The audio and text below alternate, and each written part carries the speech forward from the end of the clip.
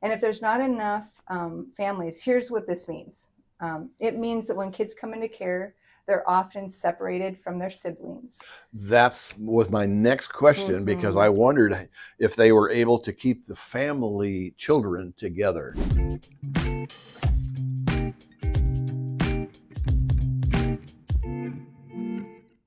Hello, everyone. Hey, Gary Raze here with Eugene Spotlights. And as you know, we always try to highlight the great work that all of these organizations that are out there in the Lane County area that are serving the community. Today, I get to work with Kristen Walls, and you are a part of the Every Child Lane County. Am I accurate? That is correct. Oh, yes. Good. So I am excited to hear about what you do actually to help out with with programs. Yeah. So Every Child Lane County has been in our community, started in our community about 9 years ago. Okay. And we started as a collaborative group of community members that wanted to step into a foster care crisis that has been happening in our community. And so we mobilize our community, all types of people in our community, from individuals to families to churches, businesses, rotaries, schools, to step in to support kids and families impacted by foster care.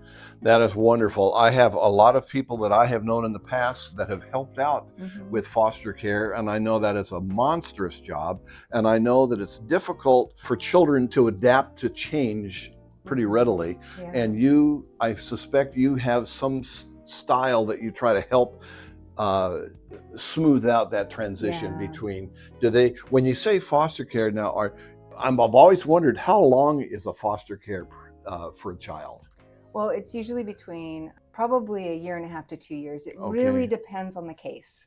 I understand. For kids in care. And so I think you brought up a great question.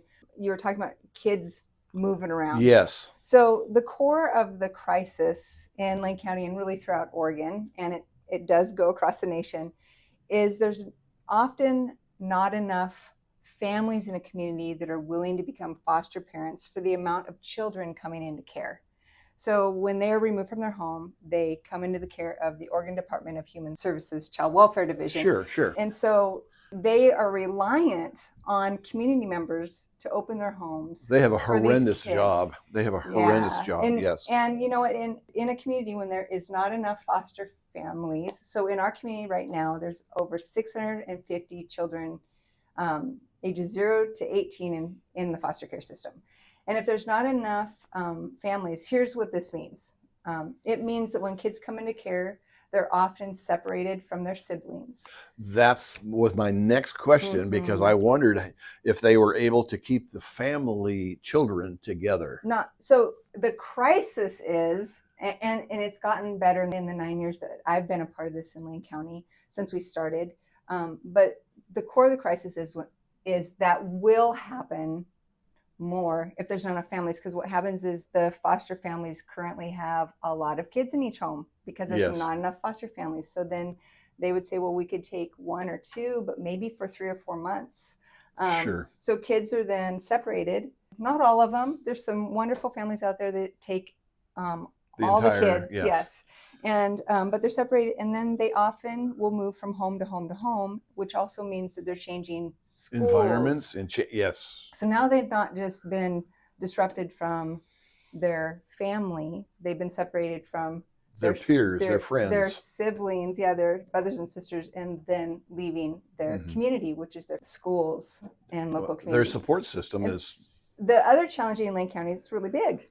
As you know, as a real estate agent. Yeah. Well, actually, I'm also a former teacher of 30 years. So I see a lot of children that have come into the program that have kind of an empty, do I even belong kind of feel. And that's why I'm so impressed with what you're trying to do is support the groups that put these children in the foster care, and they try to do the very best that they can. But I think your primary assistance is just trying to find enough families to house these kids. Is that accurate, or am I? It's one of the things. So historically, if you heard about this crisis, there really was limited options.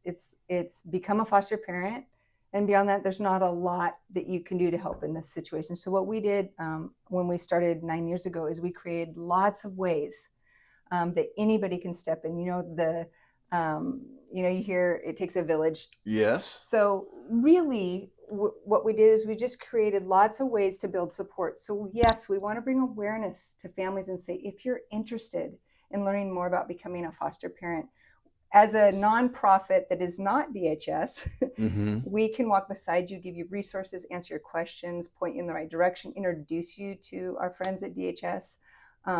But then we also know a small percentage of our community is going to become foster parents. So we wanted to create lots of ways. So we're building wraparound support for every foster family that says yes. That's our goal. There's going to be a lot of listeners out here that have a gracious, very good heart, a giving heart. They're a little bit hesitant about taking on children. Sure. Maybe they're older people and are a little bit concerned about providing the right atmosphere, but they want to help. Yes. How does that happen? Well, we've created quite a few programs. So okay. I'll talk to you about two of them. Okay. The Brighter Side Giving Store is a store that our community came together to build that is like a beautiful store in the mall that kids can go get clothes. Okay. And instead of just we're going there to get clothes, we really built it as a dignifying shopping experience for that child. Because a lot of times when kids come into care, they don't come with very many clothes. Right? So what we did is it's a one-on-one shopping experience. So they get the whole store to themselves for 30 minutes. We have volunteers in our community that are hosts at the store. And it's in a top secret location. It's not open to the public. It's by appointment only. And they get to shop for 4 outfits, brand new shoes, brand new undergarments, and they get the power of choice. Now imagine if you've been removed from your home and all these decisions are being made for you, and clothing is such a big part of your identity, even especially as you get older. There's hoodies for kids. There's all kinds of programs. And we also think that kids deserve brand new clothes. These kids are going through a lot. So the community has come together to donate new clothes or very slightly use brand names, because kids love brand names. And so that's a way that people can get involved. They can volunteer. We have businesses that do clothing drives for us. There's lots of ways. That's just one of our programs. That's a big one. Yeah, it's really great. I know of a high school, which I won't mention because you're trying to keep things, and maybe this is part of your group. I know of a high school in Eugene that allows the kids to come in and pick out a particular item of clothing that they need right away. And it's brand new. And that's great. We do have a lot of school counselors so it's by referral only. We have referral partners. So there's school counselors, many churches in our community, CASA, obviously, ODHS is one of our referrals. And we set up a 30-minute appointment and they get to come shopping. Now, you've mentioned a great program, but you also said you have a couple. I do. What's the other one that you'd like Another one that we have is called My Neighbor. And this was actually started during COVID. And what it is, it's a live list online on our website of needed items for kids in care. And we work with DHS and they let us know we have 2 kids coming into care and one's a baby and they need this, this, this, and this. And another one is a 5-year-old and they need this and this. And so we have a live list and it's for our community to be good neighbors. And they can purchase one thing. I mean, there's everything from $15 items to $300 beds. What I'm hearing is this isn't a Christmas time kind of a scenario where everybody's out donating toys and items for kids. This is an all year round situation. Yes. And the number one thing that kids need coming into care, because they cannot be placed into a home without a bed. So bunk beds are like a gold ticket item and they're expensive. So we've had groups come together and purchase a bunk bed as a group. There's also a group out there that makes beds. We do. Yes. Are you part of that? Great? Yes. Isn't that great for kids in care? And car seats. Yes. We have such an array of things, but what is really neat is it's real items right when they need it, and people can go buy it right now, and it gets shipped to us, and we get them to the families. What is your biggest hurdle? Ours is an organization, or what do I see in foster care as a big hurdle? No, not the foster care. This organization right here. What is your biggest hurdle? Because you're trying to do so much. Tell me the most difficult part for your organization to try to accomplish, to try to overcome. I think that's a great question. I think supporting foster families really well and bringing wraparound support so that when they say yes, they're successful, I think is something that's really challenging, because we want those kids, to have the least amount of negative hurdles to jump through, right? Sure. And so I think we're always brainstorming and thinking of ways and having conversations with foster families and our friends at DHS to say, how can we help these foster families be successful when they say yes?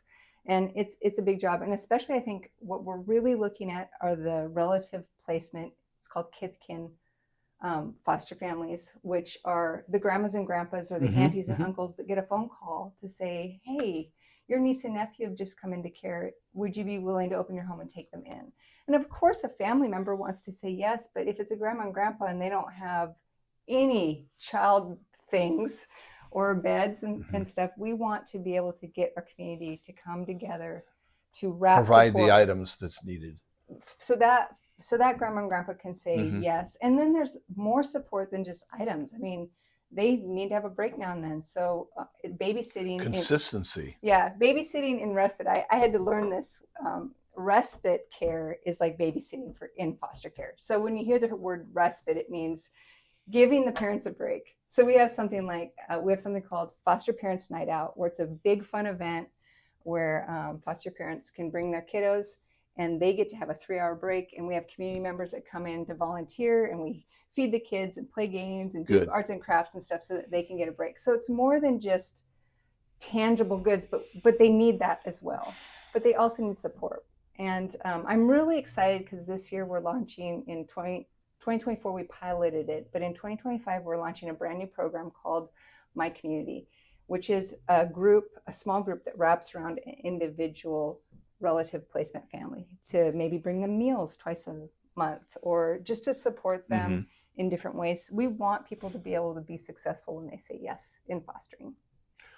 This has been a very interesting project that you've undertaken. Kristen, how in the world can the community help you? Well, that's great. Well, even just jumping on everychildlane.org, it's a really easy way to say, I'd love to donate something. I'd like to learn more. I'd love to volunteer. What are the opportunities there? And we're such a small and amazing group because really it's the community that's doing the heavy lifting together, right? We have over 3,000 community members who have said yes since 2016.